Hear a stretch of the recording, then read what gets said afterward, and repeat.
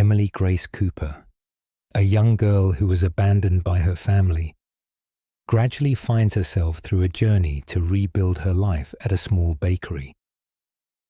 After being hurt and misunderstood, she leaves her old town, builds a new bakery in the middle of nature and silence. There, she not only heals her heart, but also meets Daniel, the man who passed through her life. The story is a journey of a woman finding her own value, learning to love without dependence, and living with a peaceful heart in a noisy world. Emily Grace Cooper lived in a small farming town called Maple Hollow, where the blue sky stretched to the horizon and the tall cornrows swallowed the afternoon sun. She grew up with her mother's smile, a smile as gentle as the spring breeze, until one autumn day when her mother quietly stopped waking up. From then on, there were only two people in the house: her father, Ray, a man of few words, and later Donna, the new wife he married just 6 months after the funeral. Emily, then 10 years old, had learned to accept sadness as part of the breakfast meal. She learned to be quiet, to wash the dishes quietly, and to avoid Donna's icy gaze, a gaze that never treated her as a child, but as an unwilling stranger in the house. Donna never hit her. She never even touched Emily, but her indifference was sharper than a cut, and her demands always began with the word must. Emily had to do the laundry, clean the kitchen, take her stepsister to school with her stepmother, her biological sister, who was always called my daughter. Ray, her father, had never really seen it. He often came home late, smelling of gasoline and sweat. He wasn't cruel, just too tired to care. When Emily asked if she could apply to community school in Des Moines, he simply said, "Where's the money for that?" And the city dream collapsed as gently as blotting paper. One day, in early June, as Emily was wiping down tables in the small diner where she worked as a weekend waitress, Mrs. Montgomery walked in. Helen Montgomery had taught American history at Iowa State University, was widowed at an early age, and had a teenage granddaughter living with her. Everyone in town knew her not because she stood out, but because there was something different about her. She read in the park instead of gossiping in the supermarket, and she always asked the waiters' names instead of just ordering. "Emily Cooper, right?" she asked. When Emily put down the check, "Yes, ma'am. My maid just quit. My old friend Gwen, your neighbor, said you were trustworthy." Emily paused. You don't have to answer right away," she said, her eyes never leaving her book. "It's just, if you want a place with air conditioning and sometimes free peach pie, I'm open." Emily didn't ask about the salary. She just nodded. When Mrs. Montgomery left, she wasn't sure what she'd agreed to, but the smell of peach pie lingered in her mind. Mrs. Montgomery's house was about a mile from the center of town, nestled beneath old oaks and sunset-tinted windows. When Emily first arrived, Lily, her niece, was sitting on the steps, stony-faced. "Your room is on the second floor. I don't need anything.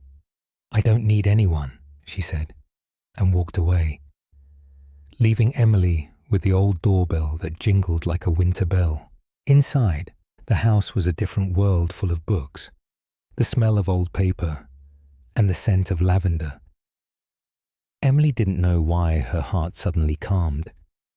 Maybe it was because, for the first time in years, she wasn't being told what to do.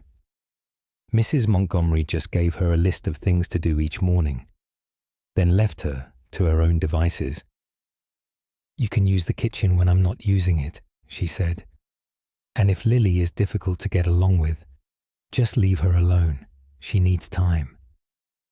Emily did everything in silence, cleaning the windows, washing the glasses, changing the perfume in the living room. Each little thing had a sacred quality, as if she were cleaning up the memories of a house that had known love. One day, as Emily was putting her books back on the shelf, Mrs. Montgomery looked at her and said, "You know, I had a student named Grace once.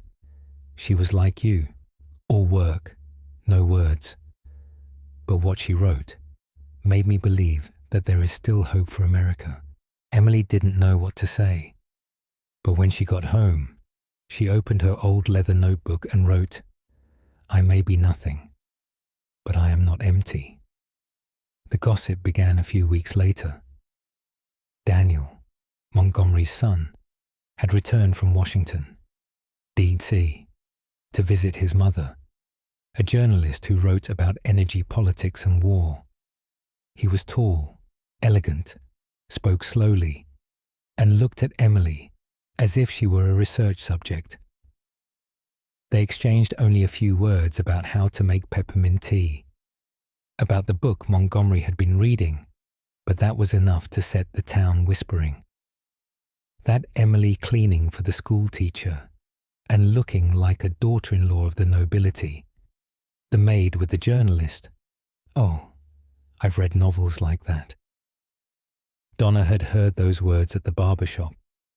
That night, she stood in the middle of the kitchen, hands on hips, looking at Emily with eyes that burned with a false anger. "Who do you think you are, seducing men from other people's homes?" Emily was silent. For the first time, she didn't argue, didn't cry. She just packed her bag, put on some clothes, and left the house. She didn't know where to go. She just knew she needed to breathe. Mrs. Montgomery understood, without Emily explaining. "If this is home for you, stay," she said. But Emily knew if she stayed, Mrs. Montgomery would be dragged into the mud. Lily might not have a place to call her safe.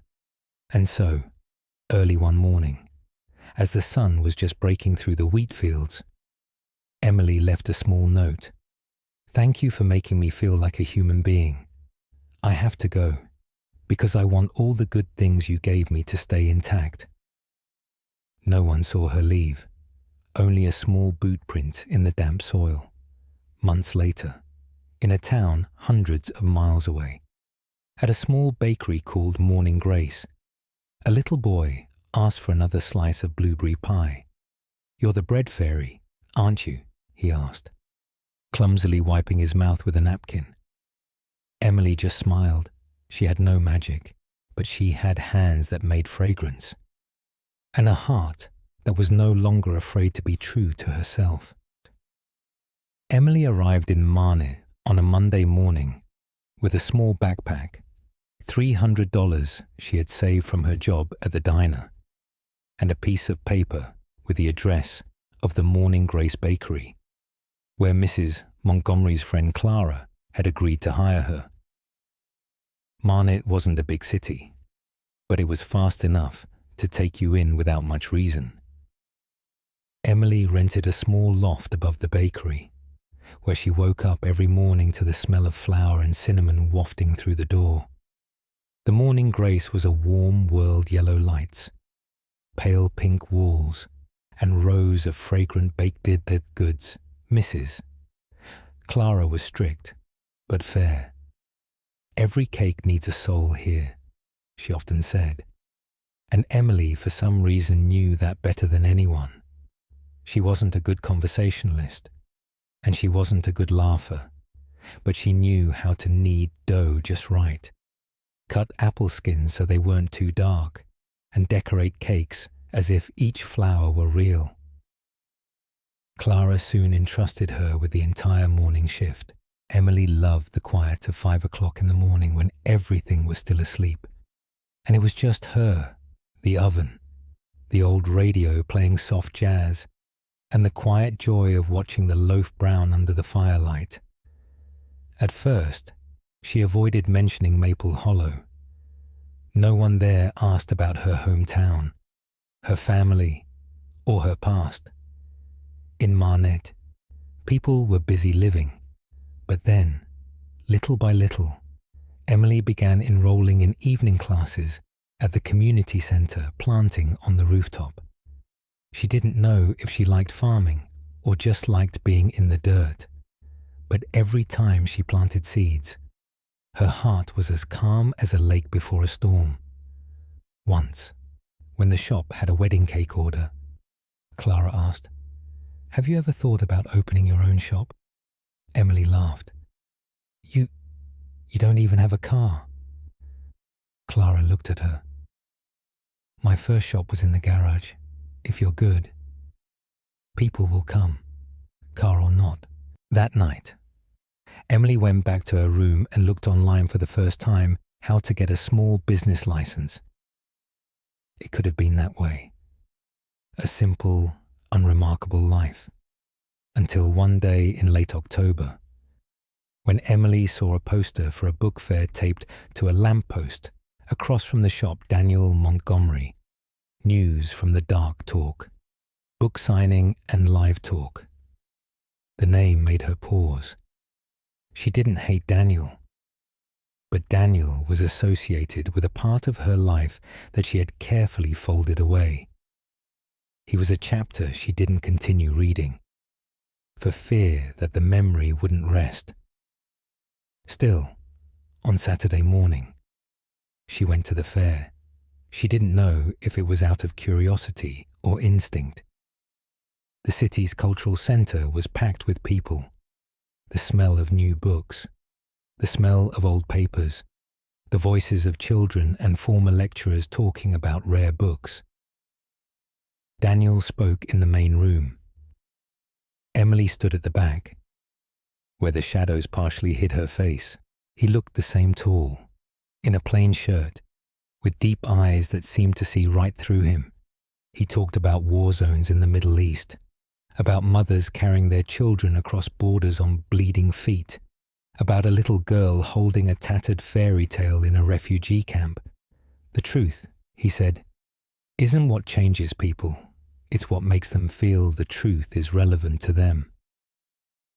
When the talk ended, Emily turned to leave. When she heard a voice behind her, Emily, she turned to see Daniel walking briskly toward her. There was no crowd, no stage, just an old acquaintance among a forest of books. "I didn't think I'd see you again," he said. She nodded. "I didn't think I would either." They headed toward a nearby cafe, where there were outdoor seats and soft sunlight through the leaves. Daniel explained that he had just accepted a job as the Midwest editor for a major newspaper. "I came here for peace," he said, "and I met the only person who made me think about things that made me uneasy." Emily didn't answer, but her heart was pounding. They drank coffee, not saying much, just like two people who had shared an afternoon long ago, meeting again to confirm that it wasn't an illusion. Before they parted, Daniel took a piece of paper and wrote down his phone number. "If you want to talk more, or if you need help, anytime." She took it, not promising, but not refusing. 3 days later, Daniel showed up at the bakery. He didn't say much, just bought a pecan pie and left. But he came back the next day, every morning. He bought a different kind of pie. No conversation, just a nod.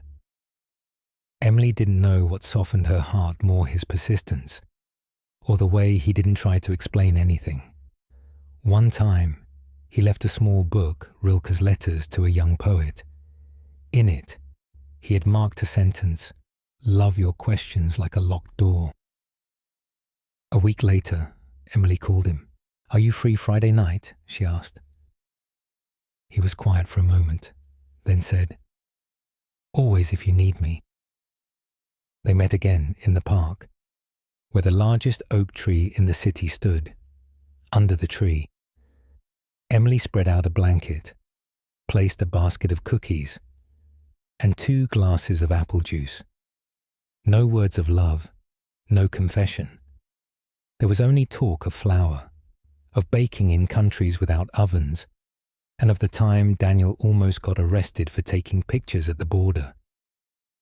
They laughed, and when the laughter died, they just looked at each other, not to demand, but to confirm that they were still there, after all.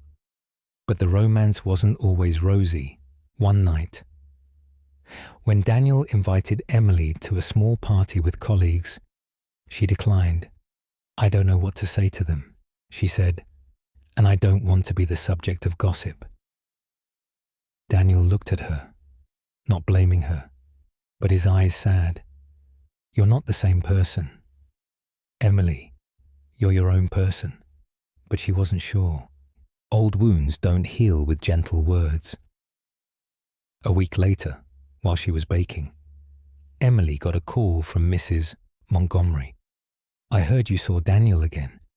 She said, "I'm not interfering. I just want you to remember you have the right to be happy, but also the right to refuse if you feel it doesn't belong to you." Emily hung up the phone and cried. Not because of pain, but because someone understood. No need to ask. No need to analyze. November came with a cold wind. Emily started teaching a small baking class on Tuesday nights for children in a difficult residential area. Every time the children laughed, she felt a part of herself revive. Daniel continued to come to the shop, but not demanding, just quietly supporting. And one Saturday afternoon, when the city lights came on early, he walked into the shop and placed a small box in front of her. "What is this?" she asked. "A lavender plant. The kind I said I wanted to grow, but didn't know where to start." Emily opened the lid. A light scent wafted up. She looked up at him, saying nothing. But for the first time, she felt something was no longer scary, letting someone into the world she had built with loneliness. December swept over Marnay, bringing with it a chilly wind that crept through every crack in the door. Emily usually opened the shop early, both to prepare the holiday cakes and to keep the kitchen warm. The days leading up to Christmas made everyone rush, and she slowed down, as if every minute was worth holding on to with both hands. Clara used to say, "Winter is a good time to listen to your heart, because when it gets cold outside, the inside often speaks louder." Emily wasn't sure if she was joking or not, but ever since Daniel had given her the lavender, she had begun to feel something stirring quietly inside her, like an underground stream touching the light. Daniel still came to the shop every morning, not to flirt, not to convince, just a steady presence like the winter sun, not too bright, but warm enough to know she wasn't lost. They didn't see each other often, but each time they did, it was a full conversation. They talked about books, about Daniel writing a long story about migrant workers, about the Syrian girl he had photographed, now adopted by a Swedish family. Emily listened with both eyes, both ears, and a slowly opening heart. But at the same time, she received unexpected news. Her application for small business support had been approved. The package wasn't much, but it was enough to open a small bakery if you could find the right space and commit to keeping it going for at least 2 years. Clara was even happier than she was. "You know," she said, "some people are born to bake, some to eat, and you're the one who can create a place where people come back for some reason that's never been named." Emily smiled, grateful but hesitant. "I don't know if I'm ready," she said. "I'm still learning." And she didn't continue. But Clara understood. The line between love and duty is always thin, especially when the heart has just healed. Clara put her hand on her shoulder. "You don't have to be ready. You just have to be honest. With the cake, with yourself. and with the person you think of every morning. Emily didn't answer, but that night, she stepped out onto the balcony, hugging the lavender to her chest like a peaceful, fragrant memory. The opportunity came one afternoon early in the year, when an old flower shop on the corner of Charles and Maple Streets had a for sale sign. The windows were wide, the floor was wood, and the light through the glass made long streaks that seemed to paint the air. Emily walked in and stood in the middle of the empty room, filled with something she couldn't name: fear, excitement, or simply the feeling that she was getting closer to something that was truly hers. She called Clara, then the bank representative. It was as if the river had found its way to the sea. Within a month, Bloom and Bread was born Emily's first bakery, a bakery that sold both baked goods and dried flowers, where each bunch of lavender was a greeting, and each loaf a memory recreated. The shop opened on a Sunday morning. The sun was shining brightly, and there were more customers than she expected. There were people who had eaten her cakes at morning grace, people who were just passing by and curious. And there was Daniel standing quietly at the end of the line, carrying a bouquet of gerbras and a leather notebook. "Congratulations," he said when it was his turn. "I bet this place is legendary." Emily smiled. If legends smelled like yeast and cinnamon. From that day on, Daniel came every week, not as often as before, but each time he left something behind: a story, a marketing tip, a new book, or sometimes just a dried lavender sprig pressed in an envelope. Gradually, they became closer, but Emily never mentioned what they were. Daniel didn't ask either, until one spring afternoon, when they were both planting trees on the rooftop of the community center, while burying the roots of a small lemon tree. Daniel suddenly said, "I know you're not someone who easily walks towards someone, but if one day you decide to walk away, I'm always ready to walk beside you, at your own pace." Emily was silent. Those words were not a fairy tale confession. There was no forever or only you, but they were more true than anything she had ever heard. She didn't answer right away. She just held his hand, holding it still like someone holding a candle in the wind. That night, she didn't write anything in her notebook. But the next morning, the bakery had a new item: a lemon cake, mildly sour, golden crust, with a thin layer of lemon cream in the middle. She named it Lemon Packed. Life went on. Emily learned to master not only the recipes, but also finances, marketing, and recruiting. Bloom and Bread became a place for baking classes for children, afternoon teas for seniors, and book signings, with Daniel occasionally signing for them. They didn't go public with their relationship. It wasn't necessary. Their bond wasn't about status. It was about regular, quiet, consistent attendance. But then a real challenge arose. A large real estate corporation bought the block where Bloom and Bread was located, planning to build a shopping mall. The landlord informed her that the lease was only valid for 3 months. Emily was shocked. While she could find new premises, she knew it would be difficult to find a place with the soul of Maple Street. Daniel offered to help. You could contact the press, or even write a public appeal, but Emily shook her head. "I don't want to be the one calling for pity. If this shop can't stand on its own merits, then it's probably not strong enough." Daniel looked at her, then nodded. "Then I'll stand by you, no matter what you choose." Emily threw a goodbye party for Bloom and Bread, with no promise of return, no mention of what would happen next. Just music, cakes, and handwritten thank you notes for every customer who walked in.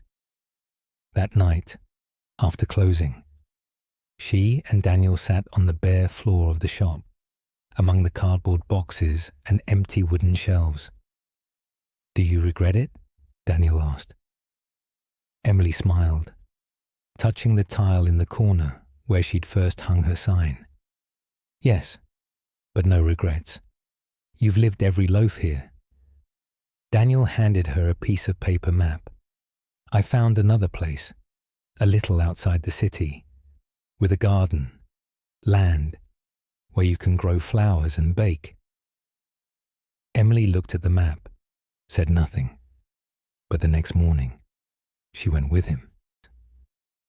The land Daniel had found was about a 15-minute drive from Marnet, in a suburb called Willow Creek.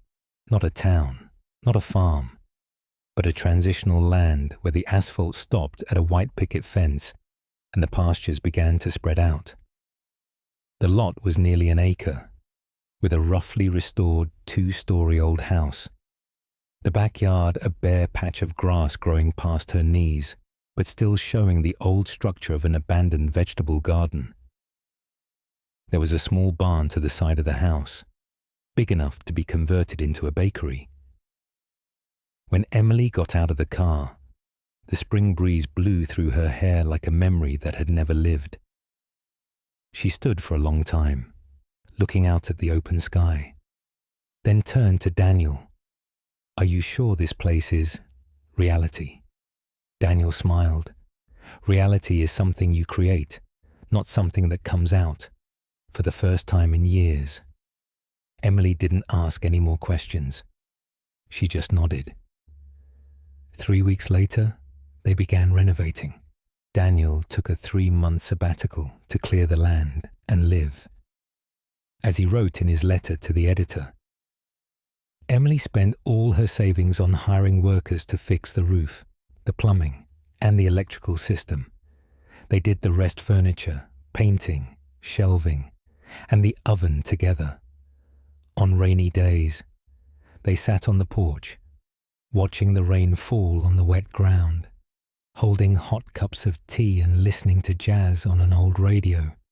On sunny days, they dug the garden together, planting their first rows of lavender, carrots, basil, and a few raspberries Emily had bought at the farmer's market. Every afternoon, Daniel kept a diary in a genuine leather notebook, an old habit, while Emily baked experimental cookies in a small, makeshift oven. They didn't call each other lovers. There was no formality, no title. There was just a silent agreement. If they could look at each other without avoiding each other's eyes today, they would still be together tomorrow. 3 months later, the window and the garden opened. No flashy sign, no advertising campaign. Just a small announcement on social media, a suburban bakery with a garden, a window, and people who really love cakes. On the opening day, the weather was neither sunny nor rainy. The customers were just right, mostly old acquaintances from Marnet, a few nearby farmers, and a small group from Emily's old baking class. Clara came too, bearing a basket of seeds and tears. "I did it, not because of the bakery, but because I'm not afraid anymore. The shop is open every day from 6 a.m. to 2 p.m, and on Saturdays there is an afternoon tea garden, where customers can drink tea by the flower beds, eat handmade cakes, and, if they want, take a jam making or bonsai making class. Emily manages everything, from orders to accounting, to choosing the scented candle that will be placed in the corner of the room. Daniel helped with the heavy lifting, occasionally doing the media design, but mostly he wrote. He said it was the first time his writing didn't smell of blood or war, but of flower and faith. One morning, while preparing the chestnut dough, Emily received a handwritten letter. It was from Mrs. Montgomery. She wrote, "I'm getting old. but not so old that I've forgotten the people who made me see that life is still beautiful. I look forward to sitting in your garden one day, drinking tea, and hearing about things that aren't in the history books. Emily read the letter, put it on the table, and looked out into the garden. She remembered her grandmother's eyes, the eyes that had helped her see her worth in a world that had never properly defined her. But every journey has its challenges. One evening, while they were working on the garden, Daniel got a call from the newspaper. A veteran reporter had been in an accident, and they needed him back, maybe for 6 months, maybe longer. "You haven't answered," Daniel said as they sat at the small dining table, "because I don't want to make a decision without asking you." Emily was silent. She knew that if she loved him, she had to let him go. But she also knew that if she didn't keep him, she might lose the place that had been her anchor in the early days of real life. She stood up, poured more tea. "You should go, but I'm not waiting." Daniel looked up. "What do you mean I'm not waiting for you to come back? I'm here, living, baking. If you come back and I still have light in my eyes, then we'll have tea again. If not, we'll still be the two of us who had the most beautiful lavender field and bakery in the world." Daniel smiled. Not sad, not happy, just the smile of someone who knew what had to be done. The next day, he left. Emily stayed. She opened the shop every day, planted more flowers, kept a diary for Daniel. She wrote about a squirrel nesting on the roof, a little girl who painted a picture for the shop, the first time her lemon chocolate cake got a 5-star review in the local food magazine, and every Sunday evening, she set a cup of tea on the balcony table, next to the empty chair, as a ritual that needed no explanation. 3 months later, a package arrived. There was no return address, just a handwritten note. "One cannot live on memories alone, but sometimes memories lead the way." Inside was a book, the first edition of a collection Daniel had written during his years as a journalist. The front page was dedicated to Emily, who made me believe that peace is as valuable as truth. Summer returned. Lavender bloomed, and Emily, she didn't wait. But every time the wind blew through the garden, she turned her head, as if she could hear familiar footsteps. And if one day someone does come back, she'll have 2 cups of tea and a fresh loaf of cake waiting for her.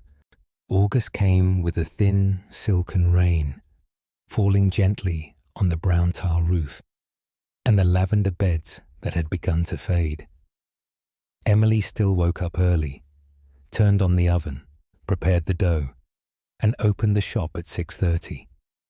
Everything went on as it had every day, regular, quiet, and seemingly unchanged.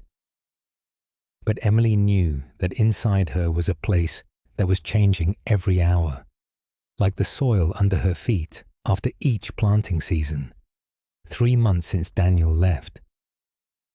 She had not contacted him, not because of pride, but because she believed in space, a distance created not to separate, but to test.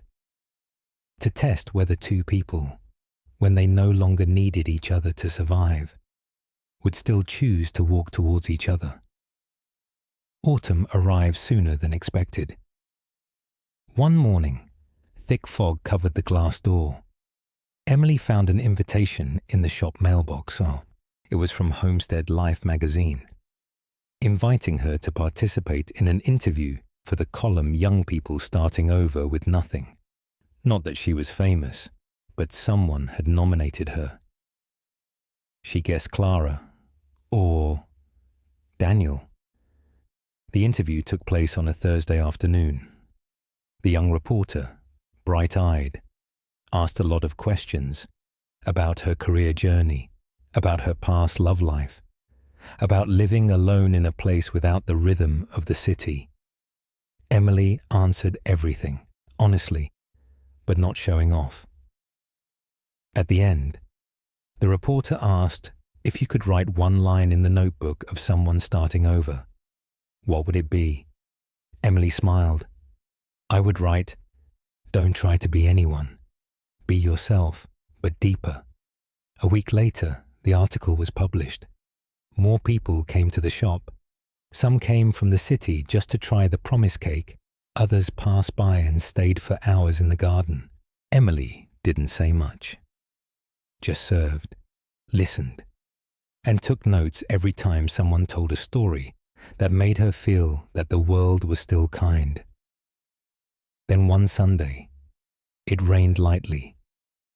Emily opened the shop as usual, wiped the chairs on the porch, and stood at the counter watching the drops of water fall on the lavender. Then she saw him. Daniel stood outside the fence, wet, no umbrella, holding a small wooden box. Emily didn't move. She wasn't surprised. She just watched, as if the scene had been played out 100 times in her imagination, and now it was finally coming to life. Daniel walked in, took off his coat, and placed the wooden box on the counter. "Hello," he said. Emily nodded. "Hello." There was a pause. Not heavy, not distant, just not knowing where to start. "I came back because the book ended sooner than I expected," Daniel said, smiling, "and because there was nowhere else I could write anything real." "You're still here," she said, her voice as light as rain. Daniel opened the wooden box. Inside was a leather notebook like the old one, but completely blank. "I write a lot, but this time, I don't write to tell, I write to live, and I want this book to have pages written with you." Emily fell silent. She reached out and touched the cover of the notebook. No need to speak, just to understand. "I'm not waiting for you," she said after a moment, "but I still live as if you were there, somewhere on the map, not to hold you back, but to not forget the part of me that was strong for someone." Daniel nodded. "I didn't come back to stay. I came back to start." Emily looked up. She met his eyes. And this time, she didn't look away. They didn't kiss. They didn't hold hands. Just the two of them, in a bakery with the scent of butter, standing face to face as if they were seeing themselves through each other's eyes for the first time. That night, Daniel stayed, helping with the garden, baking with her, and playing jazz. Emily wrote in her notebook, "Some people never become homes, but they are the paths that lead us to a place called home." A year later, the window in the garden was featured in the 25 places to go in the Midwest. If You Love Cake and Truth column, but Emily remained the same, simple, sober, and gentle. She and Daniel still called each other nothing, no strings attached, no promises, until one winter night, when the snow covered the backyard, Emily opened the window to look out into the garden and saw Daniel writing under the yellow light. She walked out and sat down next to him. "I think it's time," she said. Daniel looked at her, bewildered. When we write the next chapter? Together." He didn't answer. He just took a pen, opened the notebook, and wrote the first line, our first day, when we were both fully ourselves. The wind blew gently, not cold, not freezing, as if winter was just a way to bring people a little closer together.